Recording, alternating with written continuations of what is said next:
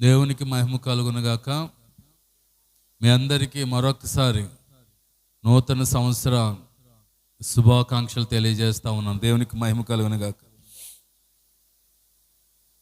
ఈ నూతన సంవత్సరంలో దేవుడు తన వాగ్దానాలను జ్ఞాపకం చేసుకుంటున్నాడు. దేవునికి స్తోత్రం కలుగునుగాక. ఇర్మియా గ్రంథం 29వ అధ్యాయం 11వ వచనంలో చూసినట్లయితే,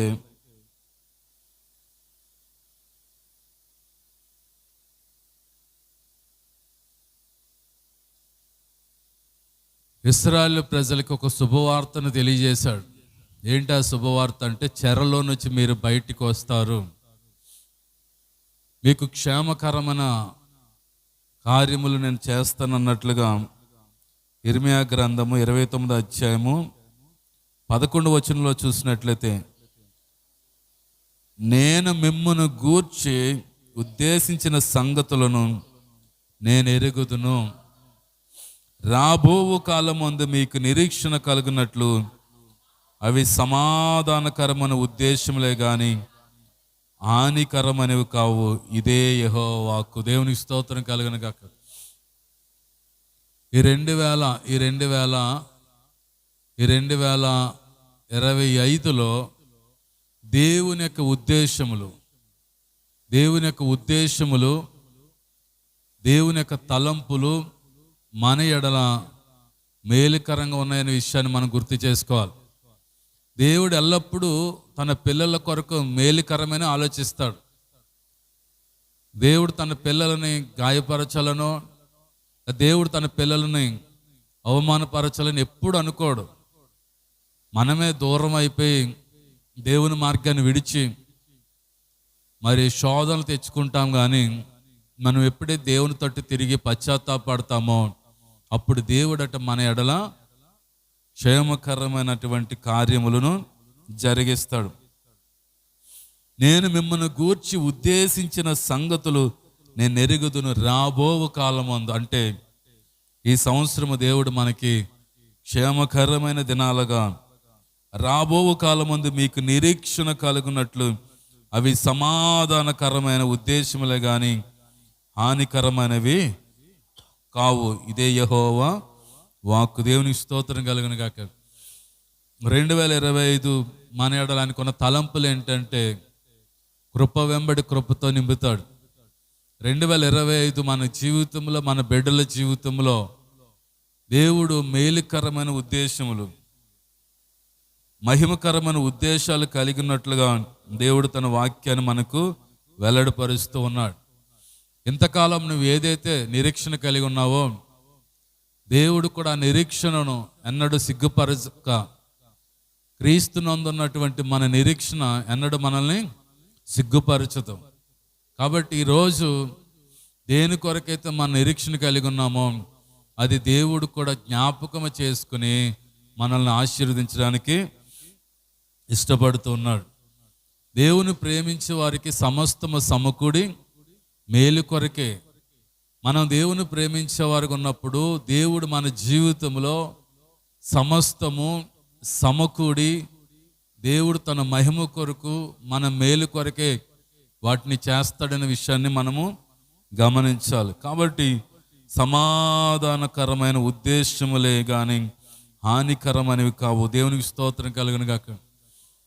దావీదు జీవితంలో చూస్తే, దావీదు అంటాడు, తల్లి గర్భములో పిండమునై ఉండగానే గర్భవాసిని అనేది మొదలుకొని నా పోషకుడికి నీవే, నా సహాయకుడు నీవే అని చెప్పి తన కీర్తనకారుడు తన కీర్తన భాగంలో సెలవిస్తాడు. 22వ అధ్యాయము కీర్తన గ్రంథం 22:10 చూసినట్లయితే ఒకసారి చదువుకుందాం.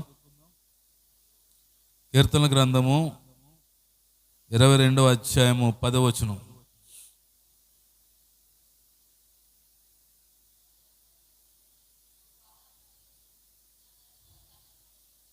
చూడండి, గర్భవాసిని అనేది మొదలుకొని నాకు ఆధారము నీవే, నా తల్లి నన్ను కన్నద మొదలుకొని నా దేవుడువు నీవే.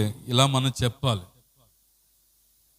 గర్భవాసిని అనేది మొదలుకొని, తల్లి గర్భములో పిండమునై ఉండగానే దేవుడు మనలను తన పని కొరకు, దేవుడు తన ఉద్దేశాల కొరకు, దేవుడు తన ప్రణాళిక కొరకు మనల్ని సిద్ధపరచడన్న సంగతి మర్చిపోకూడదు. అందుకే నీకు ఇక్కడ చదువుతున్న మాట, రాబో కాలమందు మన ఎడల ఆయనకున్న ఉద్దేశములు, ఆయన ప్రణాళిక అవన్నీ మేలుకరమైన కార్యములే. దేవునికి స్తోత్రం కలుగును గాక.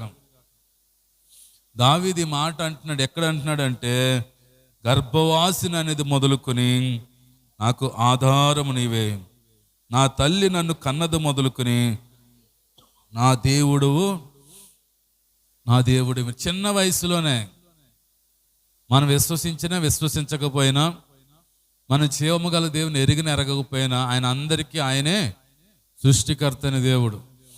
మనల్ని ఈ భూమి మీదకి తీసుకొచ్చాడంటే, ఈ భూమి మీద మనల్ని ప్రవేశింపజేశాడంటే ఏ ఉద్దేశం కొరకు అంటే, ఏ ఉద్దేశం కొరకు? హానికరం కోసమా?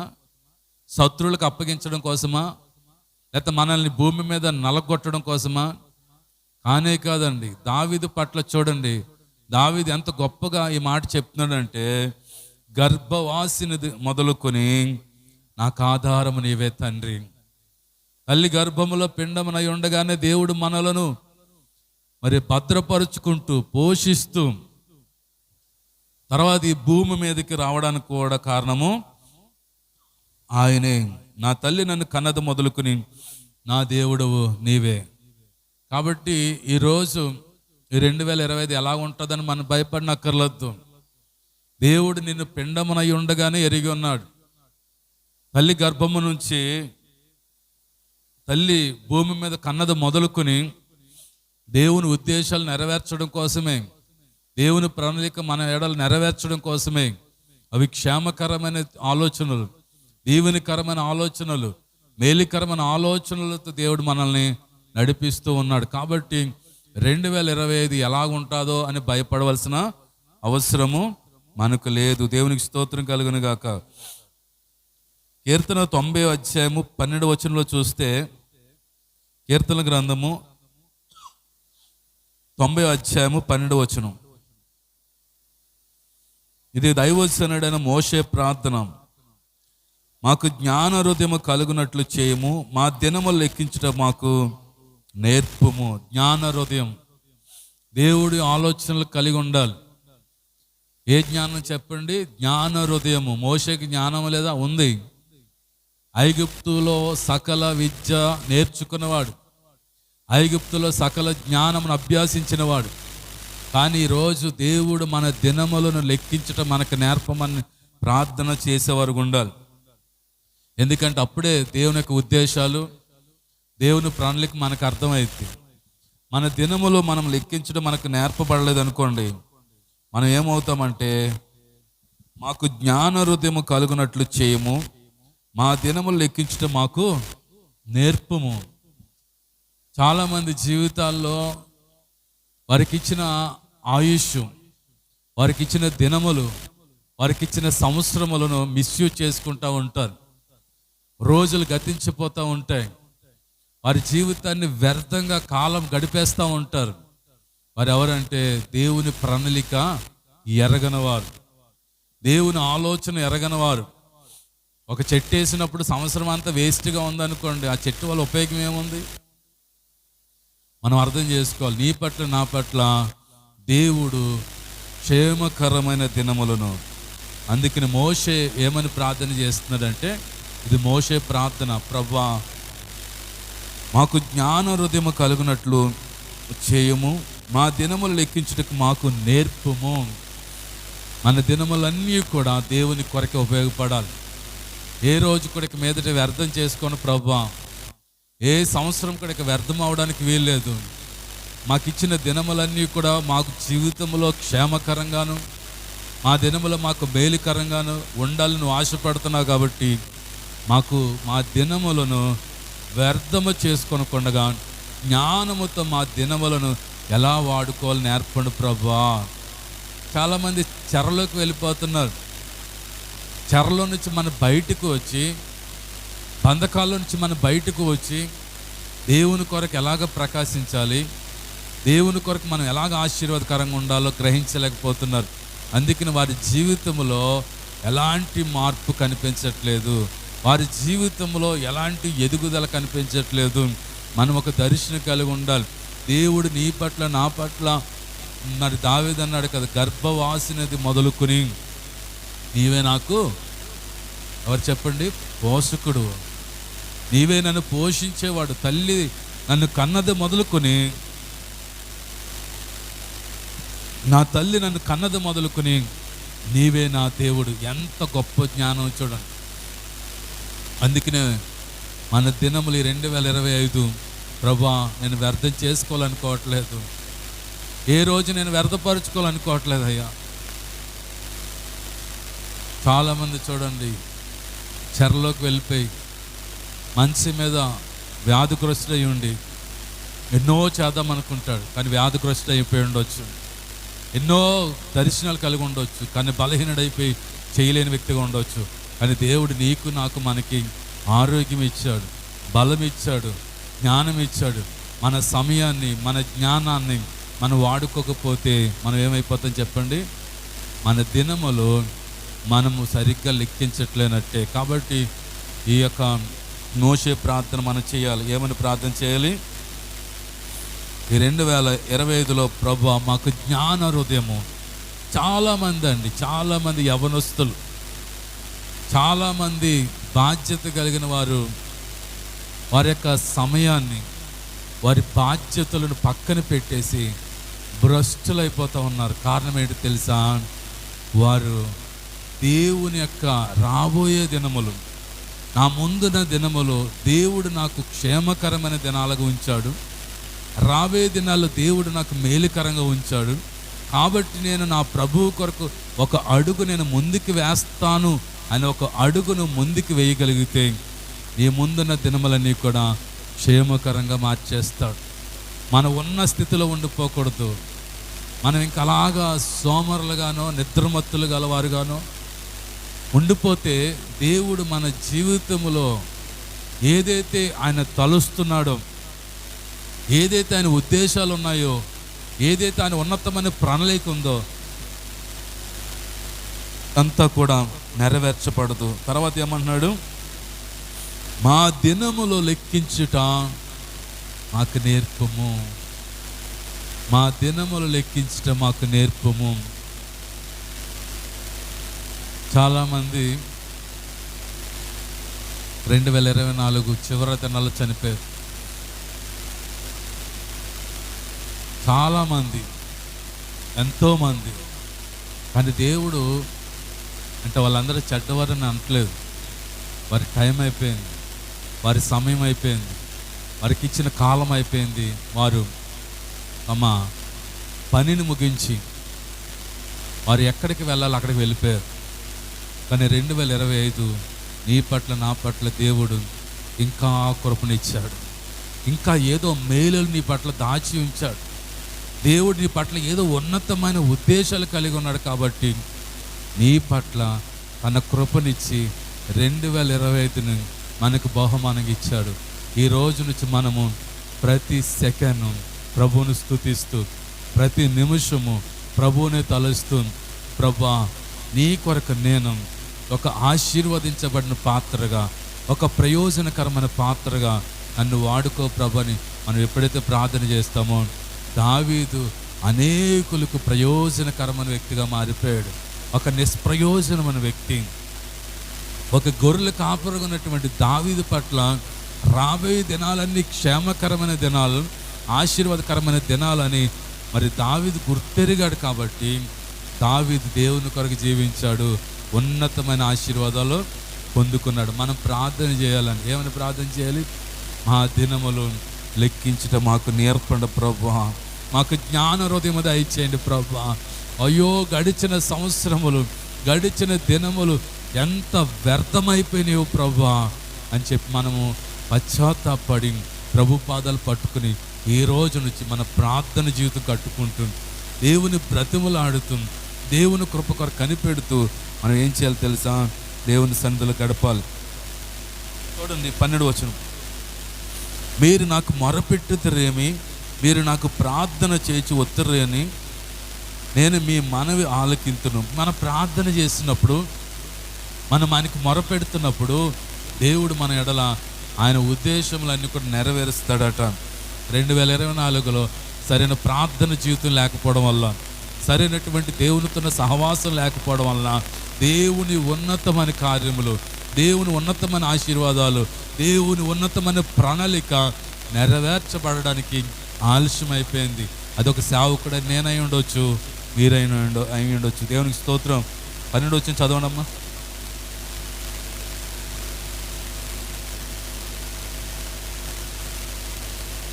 హల్లెలూయా. చదవండమ్మా. మీరు నాకు మొరపెట్టిద్దరని, మీరు నాకు ప్రార్థన చేయొచ్చు ఉత్తరని నేను మీ మనవి ఆలకింతును. మీరు నన్ను వెతికిన ఎడల పూర్ణ మనస్సుతో నన్ను గూర్చి విచారణ చేయని ఎడల మీరు నన్ను కనుగొందురు. దేవునికి స్తోత్రం కలుగును గాక. ఎవరిని కనుగొంటే ప్రార్థన చేయాలట. ప్రార్థన చేయాలి. నిజముగా నువ్వు ఒక మంచి దేవుని కొరకు ఒక శ్రేష్టమైనటువంటి పాత్రగా నువ్వు వాడబడాలంటే ఒకటే, పూర్ణ హృదయముతో దేవుని వెతకాలి.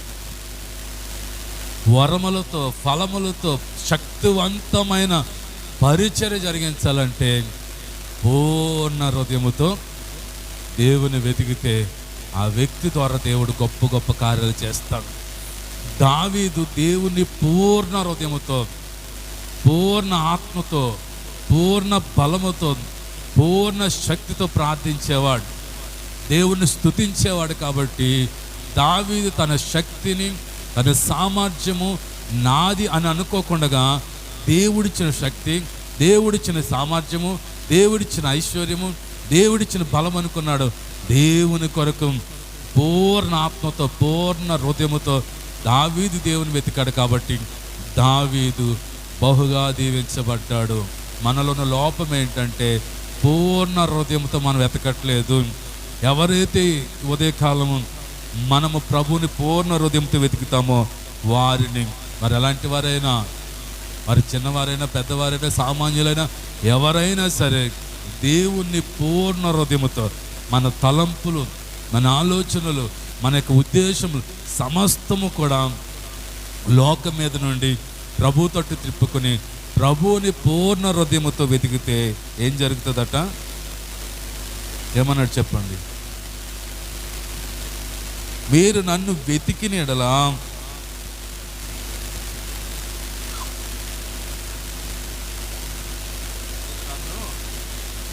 కనుగొందరు. దేవునికి స్తోత్రం కలుగును గాక. ఈ 2025 నేను ఒక తీర్మానం చేశాను.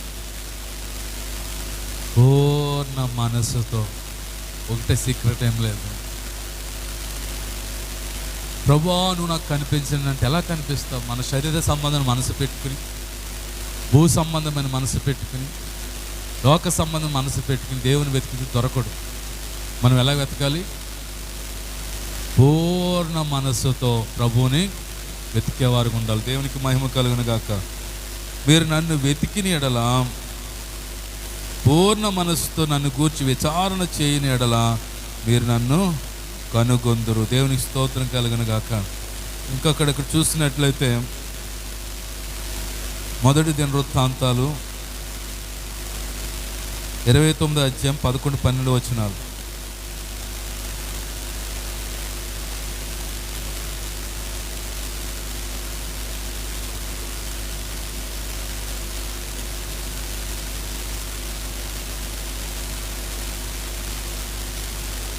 చదవండి. మొదటి దినవృత్తాంతాలు 29 అధ్యాయము 11-12 వచనాలు.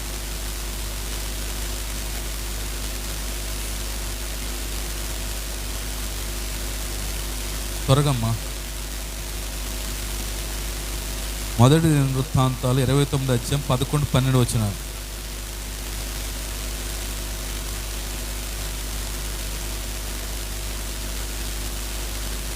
చదవండి.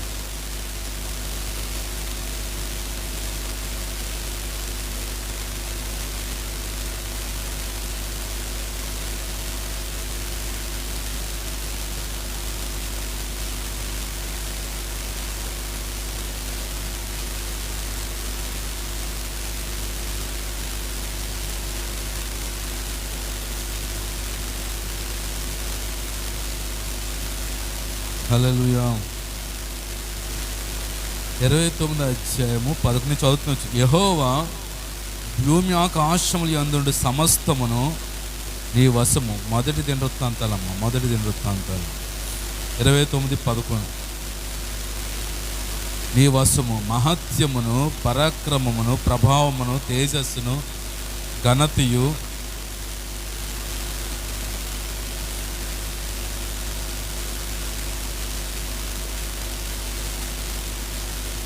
నీవు సమస్తమును ఏలువాడువు, బలమును పరాక్రమమును దానములు హెచ్చించేవాడువును, అందరికీ బలమిచ్చేవాడువు నీవే.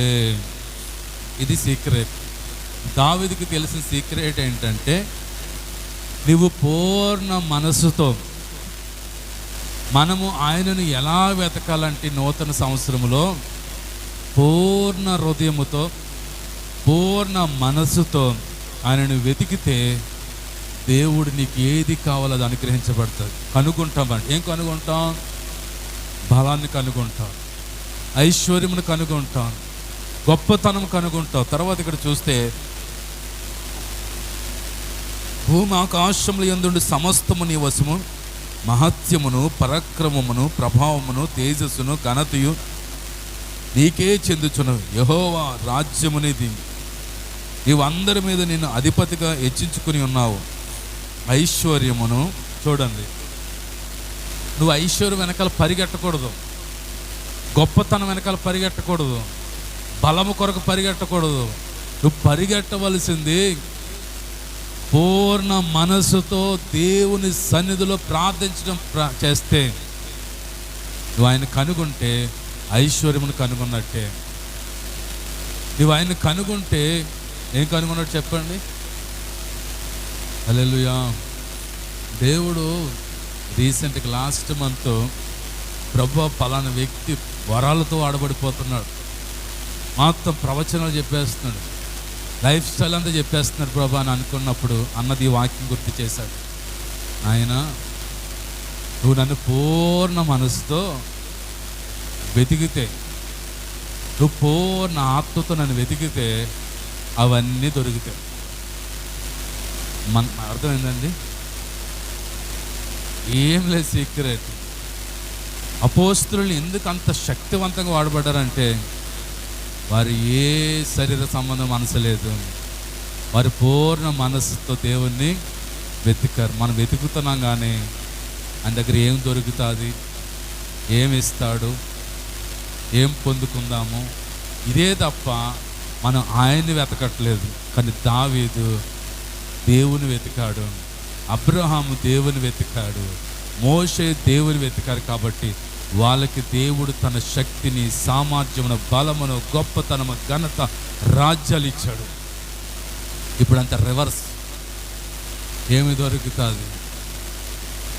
మనం ఎప్పుడైతే ఈ శరీర సంబంధమైన వ్యక్తులుగా ఉంటామో ఆయన ఇచ్చేవి మనకు కావాలి, కానీ ఆయన అక్కర్లేదు మనకి. కానీ దావీదు ఎవరిని కోరుకున్నాడంటే నీవే కావాలి ప్రభువా. అందుకని అన్నాడు, నా తల్లి గర్భములో ఉండగా నువ్వు నన్ను చూస్తూ, నేను పిండమునై ఉండగా నువ్వు నన్ను ఎరిగితివి. ఈ ఉదయకాలము మనం మా ఆలోచనగా మార్చుకున్నాం. ఎప్పుడైతే నువ్వు పూర్ణ మనస్సుతో దేవుని వెతకడం ప్రారంభిస్తావో చూడండి, ఐశ్వర్యమును గొప్పతనము నీ వలన కలుగును, నీవు సమస్తమును ఏలివాడు, సమస్తమును ఏలివాడు, సమస్తం ఆయన స్వాధీనంలో ఉందని. ఈరోజు నాకు నా దినములు లెక్కించిన జ్ఞాన హృదయం దయచేయండి ప్రార్థించారు. అప్పుడు నువ్వు ప్రతిరోజు నువ్వేం చేస్తావు తెలుసా? దేవుని దగ్గర నుంచి అనేకమైన మేలులు పొందుకోగలుగుతావు. తర్వాత చూస్తే, మా దేవ మీకు నేను కృతజ్ఞతాస్తుతులు చెల్లించుచున్నాము, ప్రభావము గల నీ నామమును కొనియాడుచున్నాము, దేవునికి స్తోత్రం కలుగను గాక. ఈ ప్రకారము మనపూర్వకంగా ఇచ్చు సామర్థ్యం మాకుండుటకు నేను ఎంత మాత్రపు వాడును, నా జనులు ఎంత మాత్రం వారు, సమస్తమును నీ వలనే కలిగిన కదా. నీ స్వసంపాద్యములో కొంత మేము నీకు ఇచ్చి, అది దావీదు అంటాడు, అంటే మందిరం కట్టడానికి సొలొమోను చేత మందిరం కట్టించే టైంలో ప్రజలందరూ ధారాళంగా ఇచ్చేసారట. వెండి, బంగారములు, వజ్రములు వద్దన్న సరే తెచ్చేసేవారట. అప్పుడు దావీదు అంటున్నాడు, ఎంతగా మేము ఇవ్వడానికి మా శక్తి కాదు, ఎంతగా మేము ఇవ్వడానికి మా సామర్థ్యము కాదు, ఎంతగా మేము వర్ధిల్లామంటే అది నీకు కృతజ్ఞతల తండ్రి, ఇది నీ సుసంపాద్యము, మా సొంతం కాదు నాయన అని చెప్పి తిరిగి దేవునికి ఇస్తున్నాడు. ఎంతమందికి అర్థమైంది? దేవుడు ఆశీర్వదిస్తే ఎన్నటన్నటికి అది ఆశీర్వాదకరంగా మారిపోద్ది. దేవుడు ఆశీర్వదిస్తే అది తరతరాలకు ఆశీర్వాదకరంగా మారిపోద్ది. కాబట్టి ఉదయకాలము ప్రభువుని అడగండి, ప్రభువా దావీదు వలె నేను నిన్ను వెతకాలి ప్రభువా, దావీదు వలె పూర్ణ మనసుతో నిన్ను వెతకాలి ప్రభువా, దావీదు వలె నిన్ను ఆరాధించాలి ప్రభువా అని ఎప్పుడైతే నువ్వు ఆయన్ని వెతకడం ప్రారంభిస్తావో దేవుడు నీకు భాగ్యమును సంపాదించుకోవడానికట. ద్వితీయోపదేశకాండం 8వ అధ్యాయము 17-18 వచనాలు చూసినట్లయితే, ద్వితీయోపదేశకాండము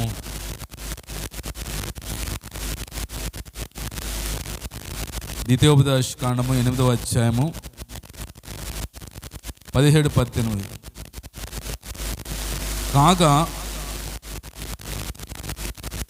కాగా నీ దేవుడైన యెహోవాను జ్ఞాపకము చేసుకొనవలెను. ఏలయనగా తాను నీ పితరులతో ప్రమాణం చేసినట్లు